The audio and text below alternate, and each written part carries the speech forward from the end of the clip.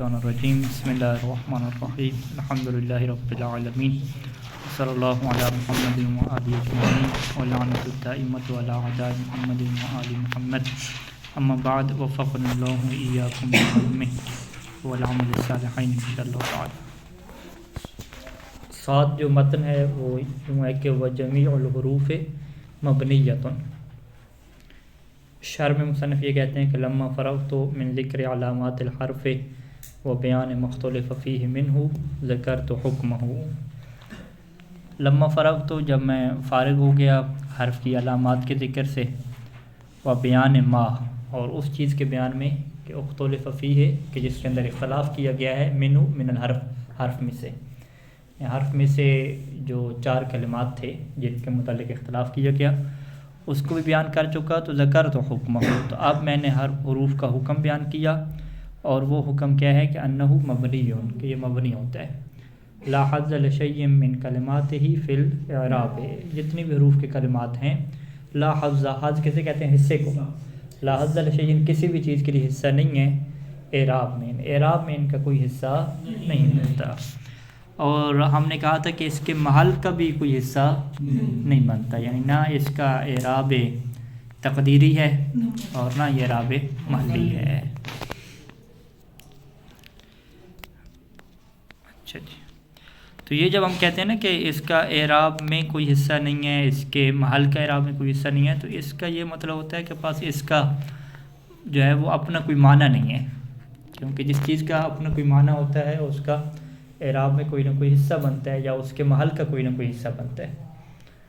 تو اسی وجہ سے حروف کو کیا کہتے ہیں؟ رابطہ کہتے ہیں۔ رابطہ کیا مطلب کہ یہ فقط ربط پیدا کرتے ہیں، جوڑنے اور توڑنے کا کام کرتے ہیں، ہاں، اپنا معنی ادا نہیں کرتے، اپنا معنی ان کا تبھی پورا ہوتا ہے کہ جب یہ 2 کلموں کے درمیان میں استعمال ہوں، اور اس طرح سے۔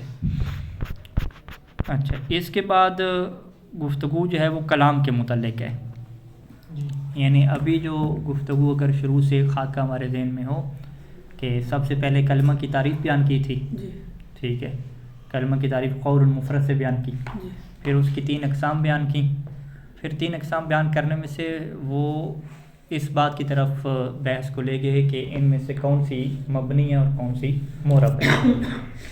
فعل ماضی، مضارع، امر اور اسماء، کچھ اسماء کو جو ہے وہ بیان کیا کہ وہ اسم کیا ہوتے ہیں جی، مبنی ہوتے ہیں۔ اس کے بعد حروف کے بارے میں گفتگو کی۔ یہ ساری گفتگو کرنے کے بعد ایک اور چیز ہے جسے کلام کہتے ہیں، اس کو بیان کر رہے ہیں۔ کلام اور کلم میں فرق ہے، کلام اور کلم میں کیا فرق ہے، یہ الفیہ کی جو ہے وہ بحث ہے، بالکل شروع کی ہے۔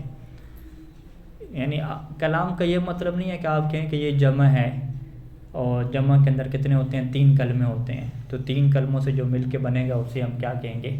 کلام کہیں گے، ایسا نہیں ہے، ٹھیک ہے۔ وہ جو 3 کلموں سے مل کے بنتا ہے اسے کلم یا کلمات کہتے ہیں، ٹھیک ہے۔ لہذا کلمت ان کی جو جمع ہے وہ کلماتن ہے یا کلمن ہے، تو کلماتن اور کلمن، اس میں سے جمع کون ہے اور اس میں جمع کون ہے، جمع اور اس میں جمع میں کیا فرق ہے، یہ تفصیلی بحث ہے، اس کو ہم نہیں چھڑتے، وہاں پہ آئے گی۔ تو لہذا کلام جو ہے نا، اس کا تعلق جو ہے وہ کلمہ کی جمع کے ساتھ یا اس میں جمع کے ساتھ کوئی اس کا تعلق نہیں ہے، ایک یہ مستقل اصطلاح ہے۔ جب ایک مستقل اصطلاح ہے تو اس کا ایک معنی جو ہے وہ لغت میں ہوگا، اور ایک معنی اس کا کیا ہے، علم نحو کی اصطلاح میں ہوگا۔ جیسے کہ کلمہ کے بارے میں کہا تھا کہ کلمہ کے بارے میں کیا کہا تھا کہ وہ جملہ مفیدہ کو کہتے ہیں، جملے جو مفیدہ ہوتے ہیں لغوی اعتبار سے انہیں ہم کلم ہی کہتے ہیں، ٹھیک ہے جی، پورا جملہ، پورے جو کیا نام ہے بات ہے، ٹھیک ہے، وہ ساری بات کو ہم کلمہ کہہ رہے ہوتے ہیں۔ لیکن جب نحو میں ہم آتے ہیں تو وہ کہتے ہیں نہیں، پوری بات کو ہم کلمہ نہیں کہتے، فقط مفرد کو کہتے ہیں، جو قول مفرد ہوگا اسی کو ہم کلمہ کہیں گے۔ کلام میں ہم کیا کہیں گے؟ تو مصنف نے جو کلام کی تعریف بیان کی، لفظ مفید ان سے بیان کی۔ یہ جو کلام لفظ مفید ہے نا، یہ وہی تعریف ہے جو کس کی تھی جی، کلمہ کی تھی، ٹھیک ہے۔ کلمہ کی کون سی تعریف؟ کلمہ کی لغوی تعریف، ٹھیک ہے، یعنی لغوی کلمہ اور جو نحوی کلام ہے یہ دونوں آپس میں کیا ہیں جی، ایک جیسے ہیں۔ باقی جو کلام کا لغت میں معنی ہے وہ بھی یہی معنی ہے، یعنی کلام کا کوئی لغت میں الگ معنی ہو اور نحو میں الگ ہو، ایسا نہیں ہے۔ لغت میں بھی کلام کیسے کہتے ہیں؟ وہی جملے مفیدہ کو کہتے ہیں، ٹھیک ہے، اور نحو میں بھی کیسے کہتے ہیں جی یہی جملہ مفیدہ، یا لفظ مفید کہتے ہیں یا جملہ مفیدہ کہتے ہیں، تو ایک ہی بات ہے۔ اچھا جی، والکلام لفظ مفید، کلام لفظ مفید کو کہتے ہیں۔ اب اس کی وہ شرط کریں گے، لما انہیت القول فی الکلمۃ واقسامها الثلاثہ، جب میں نے قول یعنی گفتگو، یہاں پہ قول سے مراد کیا لیتے ہیں؟ کلام لیتے ہیں۔ پیچھے ایک بحث گزری تھی کہ جب ہم کلمہ کی تفسیر کرتے تھے قول مفرد سے، تو وہاں پہ خود قول کا ایک معنی جو بیان کیا تھا وہ نحوی معنی تھا، ٹھیک ہے، قول کا نحوی معنی کیا ہے؟ لفظ مستعمل، ٹھیک ہے، لیکن یہاں پہ جو قول ہے انہیت القول، یہاں پہ قول نحوی معنی میں استعمال نہیں ہو رہا، بلکہ یہاں پہ قول لغوی معنی میں استعمال ہو رہا ہے۔ قول کیا مطلب؟ ایک معنی اس کا کلام بھی ہوتا ہے، ایک قول کا مطلب نظریہ بھی ہوتا ہے، یہ میرا قول ہے، یہ ابو حنیفہ کا قول ہے، ٹھیک ہے، اس کا یہ نظریہ ہے، ٹھیک ہے۔ تو یہاں پہ قول جو ہے وہ نظریہ کے معنی میں نہیں ہے، قول کا ایک اور لغت معنی ہے جو کلام کے معنی میں، گفتگو کے معنی میں۔ لما نہیت القول یعنی کلمہ، کلام اور قول یہ سارے کے سارے ایک ہی معنی میں استعمال ہوتے ہیں، جسے ہم کیا کہتے ہیں؟ جملہ مفیدہ کہتے ہیں۔ ہاں کلمہ اور کلام، ہاں، کلمہ کلام میں لغت کے اعتبار سے کوئی فرق نہیں، لغوی معنی میں، نحوی معنی میں تو فرق ہے نا، ٹھیک ہے۔ یعنی یہ سارے چکر کہاں پہ پڑھتے ہیں کہ لغوی اصطلاح میں آپ کیا مراد لے رہے ہیں، نحوی اصطلاح میں کیا مراد لے رہے ہیں، پھر لغت میں بعض کا معنی کا فرق ہوتا ہے، اور یہ اس سے ہم کیا کہتے ہیں کہ الفاظ مشترک کہتے ہیں منطق میں۔ اور علم منطق کے شروع میں آپ نے پڑھا ہوگا کہ جب وہ الفاظ کی بحث شروع کرتے ہیں کہ ایک لفظ کے ایک سے زیادہ معنی ہوتے ہیں، تو وہاں پہ انہوں نے سوال اٹھایا کہ اس کا منطق سے کیا تعلق ہے؟ منطق کا کام تو کیا ہے؟ فکری غلطی سے بچانا ہے نا، تو آپ لفظوں کی بحث کیوں لے کر بیٹھ گئے ہیں؟ لفظوں کی بحث علم نحو، کلام اور بلاغت والے لوگ کریں، منطقی کا کیا کام؟ تو وہاں پہ آپ کو یاد ہوگا کہ شیخ مظفر الرحمن نے یہ فرمایا تھا کہ اصل جو فکری اختلاف اور فکری خرابیاں پیدا ہو رہی ہیں وہ لفظوں سے تو پیدا ہو رہی ہیں، ٹھیک ہے، بغیر قرینے کے لفظ استعمال، ہاں، اب بغیر قرینے کے استعمال ہو، کوئی قرینہ ہو، وہ کس معنی میں مراد لے رہے ہیں؟ تو اسی لیے ہم کیا کہتے ہیں کہ ایک بندہ کہہ رہا ہے کہ کلمہ اور کلام ایک جیسے ہیں، دوسرا اس سے لڑ رہا ہے، نہیں جی کلمہ اور کلام ایک جیسے ہیں ہی نہیں، تم جاہل ہو، تم پتہ ہی نہیں ہے۔ وہ جو پہلے والا کہہ رہا ہے کلمہ اور کلام ایک جیسے ہیں، وہ لغوی معنی میں کہہ رہا ہے، دوسرا بھی ٹھیک کہہ رہا ہے کہ کلمہ اور کلام ایک جیسے نہیں ہے، وہ کس معنی میں کہہ رہا ہے؟ نحوی معنی میں کہہ رہا ہے، ٹھیک ہے۔ اسی طریقے سے جو کہہ رہے ہیں کہ تقلید حرام ہے وہ بھی ٹھیک کہہ رہے ہیں، اور جو کہہ رہے ہیں تقلید واجب ہے وہ بھی ٹھیک کہہ رہے ہیں۔ جو کہہ رہے ہیں تقلید حرام ہے وہ کس معنی میں کہہ رہے ہیں کہ دین میں غیر معصوم کی اطاعت ہی نہیں ہوتی، ٹھیک ہے، تو یہ تو ہم بھی کہتے ہیں کہ دین میں فقط معصوم کی اطاعت ہے، تو وہ اس معنی میں کہہ رہے ہیں، اطاعت کے معنی میں کہہ رہے ہیں۔ جو کہہ رہے ہیں تقلید واجب ہے وہ یہ کہہ رہے ہیں کہ آپ کو کسی ماہر تحقیق کی طرف رجوع کرنا پڑتا ہے، اسی کو ہم تقلید کہتے ہیں، ٹھیک ہے، ایسے تکے نہیں مارنے پڑتے، تو دونوں کے اعتبار سے ٹھیک ہے۔ جو کہہ رہے ہیں اجتہاد حرام ہے وہ بھی ٹھیک کہہ رہے ہیں، جو کہہ رہے ہیں کہ اجتہاد حرام نہیں ہے جائز کام ہے وہ بھی ٹھیک کہہ رہے ہیں، جو حرام کہہ رہے ہیں وہ قیاس کے معنی میں حرام کہہ رہے ہیں، جو اسے جائز کہہ رہے ہیں وہ اسے حکم شرعی کے اوپر حجت تلاش کرنے کے معنی میں کہہ رہے ہیں۔ تو اس کا مطلب کیا ہے کہ لفظوں کے بہت سارے معنی ہوتے ہیں جس کی وجہ سے افکار کے اندر لوگوں کی خرابیاں پیدا ہوتی ہیں، ٹھیک ہے۔ تو اس چیز کو آپ دیکھتے جائیں گے آگے جا کے کہ ایک ایک لفظ کے کتنے معنی ہوتے ہیں، خود کفر کے کتنے معنی ہیں، ٹھیک ہے۔ اگر کافر کہنے پہ ہیں تو ہر بندہ کیا کافر بن جائے، ٹھیک ہے، کہ جو اطاعت نہیں کرنے والے، جو ذرا سے بھی گناہ کرے اسے کافر بنا دو، ٹھیک ہے تو لغوی معنی میں کافر ہے، انکار کر دیا نا اس نے، ٹھیک ہے۔ لغوی معنی میں کافر کیسے کہتے ہیں، کلامی معنی میں کافر کیسے کہتے ہیں، فقہی معنی میں کافر کیسے کہتے ہیں، یہ ہر چیز کے کیا ہے الگ الگ معنی اور اصطلاحات ہوتی ہیں۔ تو لما نہیت القول، القول سے یہاں پہ کیا مراد ہوگی؟ لغوی معنی، کہ جب میں نے کلام کو پہنچا دیا، مکمل کر دیا کلام کو، کس کے متعلق کلام ہو رہا تھا؟ کلمہ اور اس کی 3 اقسام کے متعلق، کلمہ اور 3 اقسام کے متعلق جب کلام کو میں نے ختم کر دیا، لیکن کس جیسے یہ کلام کیا؟ ان کے مبنی اور معرب ہونے میں، مبنی ہونے کے اعتبار سے۔ ابھی معرب کا سارے احکام رہتے ہیں پورے کے پورے، جو معرب کی بڑی بحث ہے جس میں اس میں فاعل مفعول کی بحث ہوگی، مفعول کی قسمیں ہوگی، حال ذو الحال کی بحث ہو گئی، اور خود فعل جو مضارع معرب تھا اس کے اپنے اعراب ہوں گے، یہ بہت ساری چیزیں کیا رہتی ہیں ابھی۔ تو شرعت فی تفسیر الکلام، تو میں کلام کی تفسیر میں شروع ہو گیا، فذکر، تو میں نے ذکر کیا کہ انہ عبارت عن لفظ المفید، کہ کلام لفظ مفید کو کہتے ہیں۔ لفظ سے کیا مراد ہے، مفید سے کیا مراد ہے، یہ اصطلاحیں بالکل شروع میں ہم نے کیا بیان کر دی تھیں، ابھی فقط ہم ترجمہ ہی کریں گے۔ لفظ کہتے ہیں ونعنی باللفظ الصوت، لفظ سے مراد ایسی آواز ہے المشتملہ علی بعض الحروف کہ جو بعض حروف کے اوپر مشتمل ہو. پس وہ آواز کے جو حروف کے اوپر مشتمل نہیں ہوتی، جیسے سیٹی کی آواز ہے، چھینک کی آواز ہے، تو اسے ہم لفظ نہیں کہیں گے. پھر ہم نے وہاں پہ سوال اٹھایا تھا کہ اگر آپ غور کریں تو کوئی بھی لفظ آپ کوئی بھی آواز نکالیں گے تو اس کا کوئی نہ کوئی حروف ہوتے ہیں، حرف ہوتے ہیں کوئی نہ کوئی. ہاں، بغیر حرف کے کوئی آواز نہیں ہوتی. ٹھیک ہے، یہ ہوتی ہے. درختوں کی آواز، پتے کی، بارش کی آواز، تو کہتے ہیں کڑ کڑ کی آواز ہے، تو کڑ کڑ نہیں ہوتا، اصل میں کچھ اور آواز ہوتی ہے، لیکن ہم اس کے قریب کیا ہے الفاظ کو، حروف کو ادا کر رہے ہوتے ہیں. تو بہرحال اگر حروف آتے جائیں گے کسی بھی آواز میں تو وہ آواز کیا کہلائے گی؟ نحو کی اصطلاح میں لفظ کہلائے گی. یہاں پہ جو ایک اور چیز ہے جو ابن ہشام نے اضافہ کیا لفظ کی تعریف میں، جو عام طور پہ علم نحو کی تعریفوں میں نہیں ہوتا، وہ یہ ایسا ہے کہ او ما ہوا فی قوت ذالک، کہ وہ آواز کے جو بعض حروف کے اوپر مشتمل ہو، او ما ہوا فی قوت ذالک، یہ ایک ایسی چیز کے اوپر مشتمل ہو المشتمل علی ما ہوا. ٹھیک ہے، ما ہوا کا عطف کس کے اوپر کریں گے؟ بعض حروف کے اوپر کریں گے. یعنی آواز بعض حروف کے اوپر مشتمل ہو یا ایسی چیز کے اوپر مشتمل ہو کہ فی قوت ذالک، جو اسی حروف کی قوت میں ہوں. ٹھیک ہے، قوت کی ایک اصطلاح استعمال ہوتی ہے بالفعل کے مقابلے میں. ٹھیک ہے، جسے ہم کیا کہتے ہیں؟ بالقوہ اور بالفعل. ما ہوا فی قوت ذالک، جو حروف کی قوت میں ہے، قوت میں ہے یعنی بالفعل حروف نہیں ہے لیکن بالقوہ کیا ہے؟ حروف ہے. بالقوہ یعنی جو حرف بننے کی جس کے اندر صلاحیت ہے، اگر اس سے حرف بنانا چاہیں تو حرف بن سکتا ہے. بالفعل کیا مطلب کہ وہ ابھی عملی طور پہ، پریکٹیکلی طور پہ وہ کیا ہے جی؟ حرف ہے.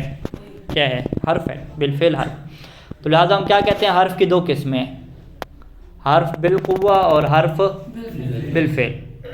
ٹھیک ہے جی. فالاول، اول کی مثال لے لیں کہ رجل اور فرس میں یہ جو آواز ہے یہ ایسے حروف کے اوپر مشتمل ہے کہ جو بالفعل ہمارے سامنے ہیں، رجل اور فرس ہے.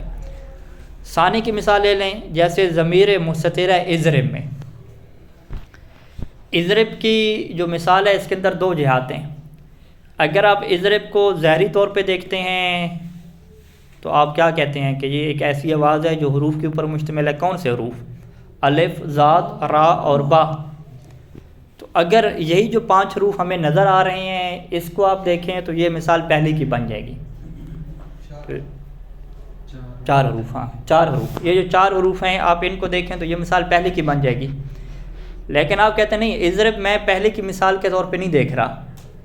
اضرب میں کہہ رہا ہوں کہ اضرب کے اندر ایک انت ہے. انت کیا ہے جی؟ لفظ ہے. ہم کہیں گے انت لفظ کدھر لکھا ہوا ہے؟ ہاں، آپ کہیں گے وہ جو انت لفظ ہے نا وہ ایک آواز ہے. ہم کہتے ہیں آواز بالفعل بھی نہیں ہے.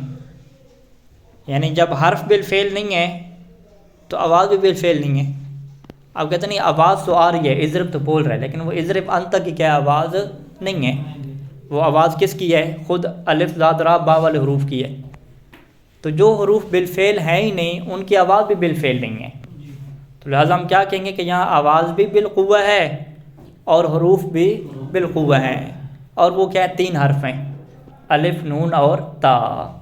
تو اضرب میں کے اندر کیا ہے؟ 2 لفظ ہیں. اضرب ایک لفظ نہیں ہے. اضرب کسی بھی آپ نحوی سے پوچھ رہے ہیں وہ اس کو ایک لفظ اور ایک کلمہ نہیں کہتا. وہ جب اس کو کھولے گا، اس کی ترکیب کرے گا تو اضرب کیا کہے گا؟ فعل. آگے کیا کہے گا؟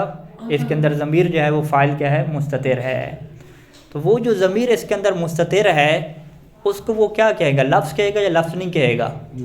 ٹھیک ہے. اگر وہ لفظ کہے تو آپ کہتے ہیں وہ لفظ کیسے ہے؟ لفظ کی تعریف تو نحوی کیا کرتے ہیں؟ لفظ آواز کو کہتے ہیں. تو انت کی آواز آئی ہے یا آواز نہیں آئی؟ ٹھیک ہے، انت کی آواز تو نہیں آئی. ابن ہشام یہاں پہ آپ کہیں گے کہ وہ جو نحویوں کی تعریف تھی نا کہ وہ آواز کو کہتے تھے، کہ لفظ آواز کو کہتے ہیں، ان کی تعریف ناقص تھی. ان کو ایک اور چیز کا اضافہ کرنا چاہیے کہ لفظ آواز کو کہتے ہیں چاہے وہ آواز بالفعل ہو یا آواز بالقوہ ہو. تو بالقوہ والی جو آواز ہے نا اسے بھی ہم کیا کہتے ہیں؟ لفظ کہتے ہیں۔ بالقوہ کی وہ قید کیوں لگا رہے ہیں؟ تاکہ اضرب کی جب نحوی ترکیب کرنے بیٹھیں اور وہ کہیں کہ انت ایک لفظ ہے جو اس کا فاعل واقع ہو رہا ہے، تو اگلا بندہ اعتراض نہ کرے کہ انت کو آپ لفظ کیسے کہہ رہے ہیں جب کہ اس کی آواز ہے ہی نہیں۔ تو وہ اگلے بندے جواب میں ابن ہشام کیا کہیں گے؟ اس کی آواز بالفعل نہیں ہے، بالقوہ اس کی آواز موجود ہے۔ یعنی اگر آپ انت کو بولنا چاہیں تو کیا نہیں بول سکتے؟ ہاں بول سکتے ہیں۔ جب بول سکتے ہیں تو وہ کیا ہو جائے گا؟ لفظ ہو جائے گا۔ یعنی قبلہ یہ دو مثالیں دی، ایک مفرد کی دی، مرکب کی دی ہے۔ مفرد کی کہاں دی ہے؟ یہ رجل الفرس مفرد کی ہوئی نا۔ ہاں مفرد، یعنی اس کے اندر کوئی اور چیز نہیں ہے۔ نہیں تو اضرب مرکب ہو جائے گا۔ تو اضرب مرکب ہو جائے گا۔ اضرب کے اندر دو جہات ہیں، ایک اس میں آواز بالفعل ہے جو اضرب کی ہے، اور ایک آواز اس میں بالقوہ ہے جو کس کی ہے؟ انت کی ہے۔ یا اس کے اندر کچھ حروف ہیں جو بالفعل ہیں، یا کچھ حروف ہیں کہ جو کیا ہیں؟ بالقوہ ہیں۔ ایک ہی بات ہے۔ اضرب اور دوسری مثال کیا ہے؟ اذهب کی ہے۔ ٹھیک ہے۔ المقدر بقول کا، یہ جو دونوں مثالیں ہیں نا یہ آپ کے اس قول کے ساتھ مقدر ہوتے ہیں۔ کون سا قول؟ انت۔ یعنی اضرب میں بھی آپ یہی کہنا چاہ رہے ہوتے ہیں کہ اضرب انت، اذهب میں بھی یہ کہنا چاہ رہے ہوتے ہیں کہ اذهب انت۔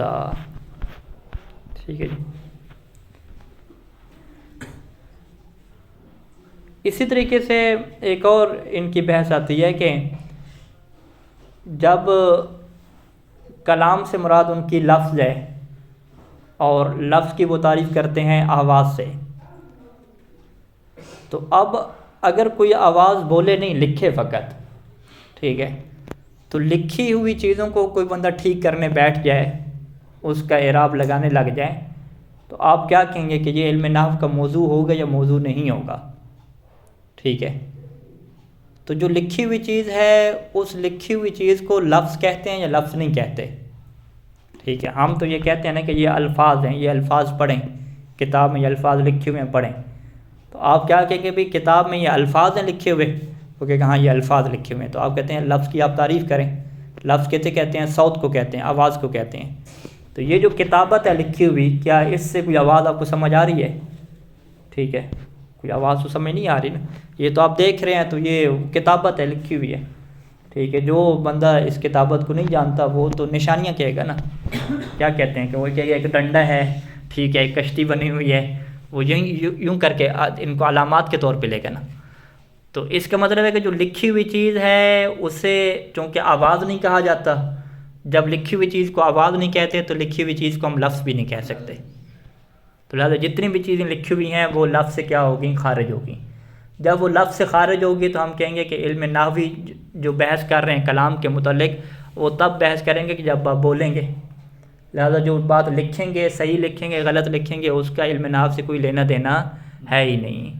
ساری بحث کیا ہے؟ بولنے کے اوپر ہے۔ دیکھا جائے کہ میں ایک جہت کے اعتبار سے کہ جو لکھی چیز ہے وہ بندہ پڑھتا ہے، پڑھ کے اگلا بندہ سمجھتا ہے، تو یہ اگر دیکھا جائے مطلب صوت الفاظ بیان کیا جا رہا ہے، اگلا بندہ سمجھ رہا ہے، تو کیا ایسے ہم اخذی کا بھی یہ لفظ ہے ویسے معنی لے؟ لفظ نہیں کہیں گے نا، صوت نہیں ہے نا، نہیں بس وہی جو لکھی ہے وہ صوت ہے نا، صوت نہیں ہے، بالفعل صوت نہیں ہے، وہی بات بالقوہ، بالقوہ کہیں گے نا، بالقوہ۔ اسی وجہ سے میں بیان کر رہا تھا کہ اضرب ایک مثال اس کی کیا ہوگی؟ بالقوہ کی اضرب ہوگی، اور دوسری مثال کیا ہوگی؟ کتابت ہوگی۔ کہ کتابت جتنی بھی ہے ان کو ہم لفظ کہتے ہیں یا نہیں کہتے؟ لفظ کہتے ہیں، لیکن ان کی صوت بالفعل نہیں ہوتی، ان کی صوت کیا ہوتی ہے؟ بالقوہ ہوتی ہے، مقدرہ ہوتی ہے، یعنی آپ اس کو آواز اس کی پیدا کر سکتے ہیں، بالکل ایسی۔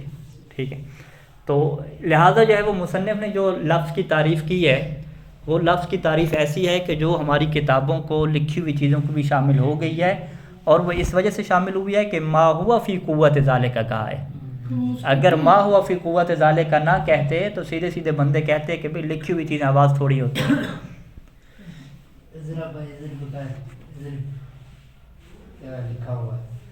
اضرب جو، ہاں اضرب اگر لکھا ہوا ہے، یعنی ابھی ہم کہیں کہ یہ جو رجل فرس اضرب اذهب لکھا ہوا ہے نا، یہ ساری لکھی ہوئی کیا ہے؟ وہ بالفعل کی مثال ہی نہیں ہے۔ یعنی بالفعل کی مثال آپ لکھ کے دے ہی نہیں سکتے، بالفعل کی مثال آپ کو ہمیشہ کیا ہے؟ بول کے دینی پڑے گی۔ اور ابن ہشام کو کیا چاہیے تھا؟ اپنی ریکارڈنگ کر کے بھیج دیتے، ٹھیک ہے، یعنی نہیں بولیں گے تو وہ آواز ہی نہیں بنے گی، جب آواز نہیں بنے گی تو وہ کیا نام ہے لفظ ہی نہیں بنے گا. ٹھیک ہے, تو لہٰذا پرانے لوگوں کے جو لفظ ہوتے ہیں وہ فقط لکھے ہوئے ہوتے ہیں. ٹھیک ہے, وہ یعنی بالقوہ ہوتے ہیں لفظ, انہیں لفظ بالفعل نہیں کہتے. تو اس کا کیا مطلب ہے کہ ما ہوا فی قوت ذالک جو ابن شام نے لگایا ہے, اس کا بہت بڑا فائدہ ہے.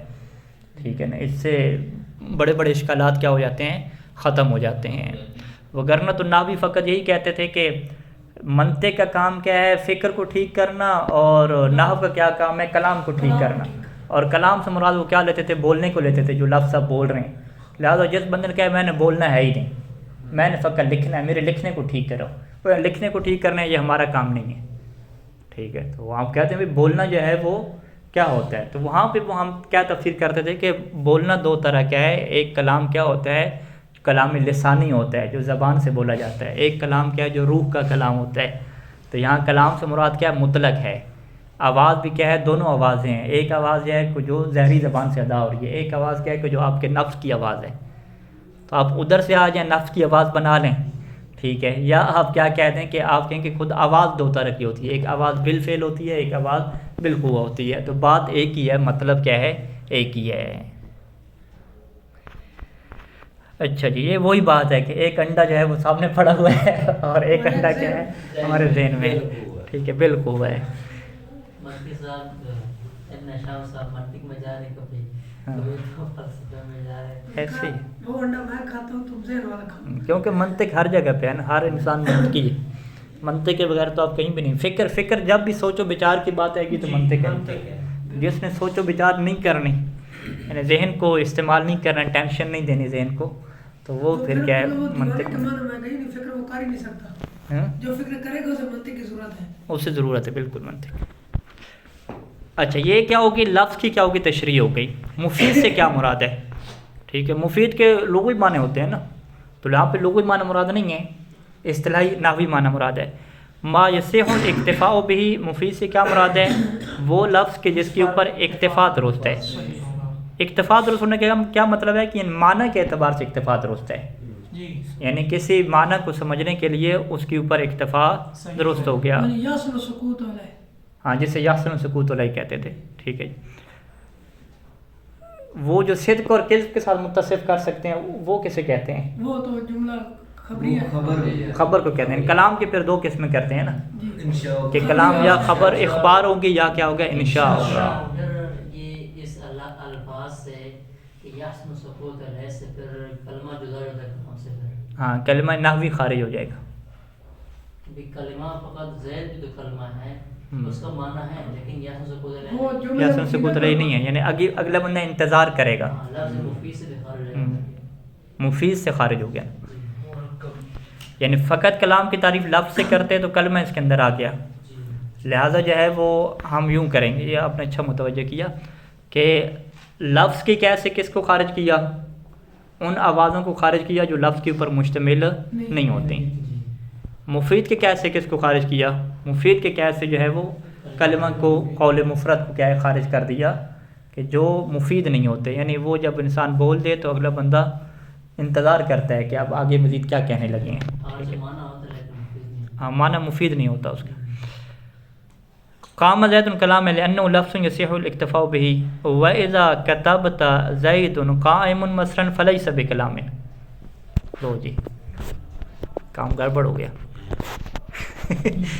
کہتے ہیں قام زید کہیں گے تو یہ کلام ہے. کیوں کلام ہے, لأنه لفظ, کیونکہ لفظ ہے کہ آواز ہوگی نا, ایک ایسی آواز ہے کہ جس کے اوپر آپ اکتفا کر سکتے ہیں. لیکن وَإِذَا كَتَبْتَ زَيْدٌ قَائِمٌ مثلاً, لیکن جب آپ زید قائم لکھیں گے تو فَلَيْسَ بِكَلَامٍ, تو یہ کلام ہی نہیں ہے جی.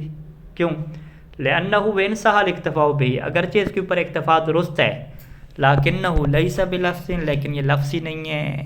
پھر ہم کہیں کہ بالفعل تو بالقوہ ہے. ہاں, تو بالقوہ میں آنا چاہیے نا. جی, تو مصنف تو یہ دیکھیں کہہ رہے ہیں کہ یہ لفظ ہی, یعنی جب لکھا ہوا کوئی دیکھ کے کہے گا, جو اپنے نظریہ ذکر کیا نا, یہ لفظ کی تعریف میں او ما ہوا فی قوت ذالک, ذکر تو کر دیا, اس کو مانتے نہیں. مانتے یعنی وہ قوت سے مراد فقط وہی لیتے ہیں, ضمیریں لیتے ہیں بس. جی جی, ٹھیک ہے, جو لکھا ہوا ہے وہ بالقوہ لفظ کیوں نہیں ہے. قبلہ کے یہ دونوں معنی ایک ہی ہیں, ہاں قام زید دونوں کا دیکھا قام زید یا زید قائم جو بھی ہو لکھتے ہیں آپ ہاں وَإِذَا كَتَبْتَ مصنف کہہ رہے ہیں لفظ نہیں. وَإِذَا كَتَبْتَ سارا دور کس کے وَإِذَا كَتَبْتَ کے اوپر ہے نا. وَإِذَا كَتَبْتَ کتبت آپ نے لکھا زید قائم کہتے ہیں مفید ہے. مفید ہے یعنی کسی کو لکھا ہوا دکھا دیں تو اسے بات سمجھ آ جائے گی, مفید ہو جائے گا. لیکن اسے لفظ نہیں کہہ سکتے. لیکن لیس بلفظ. تو ہم اس کے اوپر اعتراض کیا کریں گے کہ اس سے لفظ کہہ سکتے ہیں, کیونکہ آپ نے لفظ کی ایک شرط لگائی تھی کہ ما هو فی قوت ذالک. بالقوہ سے لفظ کہنے میں کیا حرج ہے؟ جو بیچارہ بالکل تھا ہی نہیں, اضرب انت میں بالکل تھا ہی نہیں, فقط ذہن میں تھا, جو فقط ذہن میں تھا اسے لفظ کہہ دیا. جو بیچارہ کیا ہے وہ نظر آ رہا ہے اسے لفظ کہنے کو تیار نہیں ہے. یہ تو سراسر جاتی ہے نا. ٹھیک ہے. اچھا ایک اور مثال بھی دے رہے ہیں. وَكَذَلِكَ إِذَا أَشَرْتَ إِلَىٰ أَحَدٍ بِالْقِيَامِ بِالْقُعُودِ. اگر آپ اشارہ کرتے ہیں, بولتے نہیں ہیں لکھتے بھی نہیں ہیں, ٹھیک ہے, اشارہ کرتے ہیں کہ وہ جو ہے وہ کھڑا ہوا ہے یا اسے وہ کیا بیٹھا ہوا ہے, اشارہ فقط کر دیا, کہتے ہیں فَلَيْسَ بِكَلَامٍ یہ بھی کلام نہیں ہوگا. کیوں؟ لأنه ليس بلفظ, کیونکہ یہ اشارہ ہے, یہ کلام نہیں ہے, لفظ نہیں ہے. حالانکہ بلا یہ پیچھے آیا ہے سیوٹی میں دو اربا جو اشارہ خاص جن سے پتہ چلتا ہے وہ مفید ہوتے ہیں. مفید تو مان رہے ہیں نا مصنف. مصنف کہتے ہیں مفید ہیں. مفید کو ہم کلام کیوں نہیں کہتے؟ اس سے آپ اشارہ کہیں گے, کلام نہیں کہیں گے. ادھر بھی لفظ سے خارج کیا ہے. ہاں ادھر بھی کہا تھا کہ یہ کیونکہ ادا نہیں ہوتے تو یہ لفظ سے خارج. لفظ سے خارج ہے نا. جی ٹھیک ہے. دو والے جو اربع ہو گئے, جی اشارے وغیرہ ہو گئے, اس سے بہت ساری چیزیں پتہ چلتی ہیں لیکن اسے کلام نہیں کہتے. یعنی جو روڈ پہ اشارے لگے ہوئے ہیں. پتہ چلتا ہے. ویسے بھی یہاں سر کتاب کہنا چاہیے کہ بھئی اگر میں منطق کے روح کو دیکھا جائے تو میں اس چیز کو مانتا ہوں کہ کلام ہے, اور منطق کے روح کو نہ دیکھا جائے تو کیا ہے یہ نہیں وہ تو ٹھیک ہے نا. یعنی آپ اشارہ میں تو آپ بھی سارے کہیں گے نا. اشارہ میں آپ بھی جب کہیں گے کہ گونگے جب آپس میں اشارہ کر رہے ہوتے ہیں تو آپ یہ کہتے ہیں کہ وہ کلام کر رہے ہیں, ان کو ہم کہہ دیتے ہیں کلام کر رہے ہیں. لیکن اگر یہی اشارے کیا ہے روڈ کے اوپر لگے ہوئے ہوں, مثلا آگے کام ہو رہا ہے نا, ایک علامت انہوں نے لگا دی کہ آگے کیا ہے چیزیں کھودی جا رہی ہیں, ٹھیک ہے, کوئی اشارہ لگا دیا, یا آپ دائیں طرف جانا ہے, فرض کریں دائیں طرف کا اشارہ لگا دیا. وہ جو دائیں طرف کا اشارہ لگا ہوا ہے, ایک بورڈ لگا ہوا ہے یا ایک جو ہے نا یوں تیر کا نشان لگا ہوا ہے, تو اس تیر کے نشان کو کلام کہتے ہیں یا کلام نہیں کہتے؟ اس سے تو کوئی نہیں کلام کہتا نا. وہ جو سرخ رنگ کی لائٹ ہے, سبز رنگ کی لائٹ ہے, اس سے بھی کوئی کلام نہیں کہتا, اسے اشارے ہی کہتے ہیں. حالانکہ وہ مفید ہے, اس سے پوری بات سمجھ آ رہی ہے. واضح؟ یعنی ہر مفید کلام نہیں ہوتا. یعنی ہر مفید جو ہے وہ کلام نہیں ہوا کرتا. لیکن ہر کلام کلام کے لیے دو چیزیں شرط ہیں, ایک لفظ ہو اور ایک مفید. ہاں ایسی ہے. ہر کلام مفید ہے لیکن ہر مفید کلام ہر مفید کیا کلام نہیں ہے, کیونکہ مفید کے اندر اشارے بھی آ جاتے ہیں اور کتابت بھی آ جاتی ہے. لیکن ہم کیا کہتے ہیں کہ اگر آپ لغوی طور پہ دیکھ رہے ہیں تو یہ جو اشارے اور کتابت ہیں اس کو بھی بعض کا کیا کلام کہہ دیا جاتا ہے. کتابت کو تو کہہ دیا جاتا ہے نا. اگر کتابت کیا ہے وہ جو جس طرح ہماری کتاب ہے اس کو تو سب کلام ہی کہتے ہیں نا, اس میں کوئی ایشو نہیں ہے. خود جو اشارے ہیں اگر یہ اشارے خود انسانوں کے آپس میں ہوں, جو گونگے افراد بول رہے ہوتے ہیں, تو اس کو بھی کلام کہتے ہیں جو آپس میں کلام کر رہے ہیں, گفتگو کر رہے ہیں. لیکن اگر یہ کیا ہے بے جان چیزوں کے اشارے ہوں تو انہیں پھر کیا ہے کلام نہیں کہا جاتا. تو لہذا یہ لغوی اعتبار سے ہم دیکھ رہے ہیں تو بہت ساری چیزوں کو کلام کہتے ہیں, کسی حد تک کلام ہے, کلام ہیں. لیکن مصنف نے جو یہاں پہ آ کے انکار کر دیا نا کہ اس اشارہ کو آپ لفظ نہیں کہہ سکتے اور کتابت کو لفظ نہیں کہہ سکتے, تو ہمارا اعتراض وہی رہے گا کہ جب آپ نے قوت فی ذالک کے اوپر لکھ دیا, بالقوہ کی بات کہہ دی, تو بالقوہ تو اشارہ بھی کلام میں بدل سکتا ہے. وہ جو اشارہ خطرے کا اشارہ ہے اس کو بھی ہم کلام میں بدل سکتے ہیں, بالقوہ اس میں بھی آ جاتے ہیں.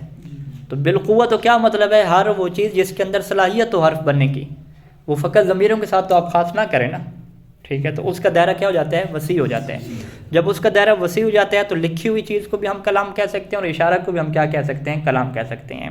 لیکن ابن ہشام بہت بڑے نحوی ہیں, ان کا اصرار یہی ہے کہ لکھی ہوئی چیز کو کلام نہیں کہتے اور اشاروں کو بھی کلام نہیں کہتے. کلام وہی ہے کہ جو بولا جائے گا, جو نہیں بولا جاتا, جو بول نہیں سکتا, اسے ہم عجم گونگے کہیں گے, اسے ہم کلام بالکل نہیں کہیں گے. اشارہ کر دے تو اس طرح وہ اشارہ مفید ہوگا, کلام نہیں ہوگا. کلام نہیں ہوگا. لیکن بالقوہ یہ کلام ہے یا کلام نہیں ہے؟ بالکل کلام ہو سکتی ہے. بالقوہ تو کلام ہو سکتے ہیں اشارہ. ٹھیک ہے، تو بالقوہ کے اندر پھر کوئی ایسی چیز لگائیں مصنف کہ جس سے یہ چیزیں پھر خارج ہو جائیں، اشارے وغیرہ. یعنی اب بھی آپ لوگ خود محسوس کریں گے کہ کلام کی جو نحوی تعریف ہے وہ ایسے الفاظ سے جسے بنانے کی ضرورت ہے کہ جو جامع اور مانع ہو، جس میں اشارے داخل نہ ہو سکیں اور چیزیں داخل نہ ہو سکیں. تو یہ چیز ضروری ہے.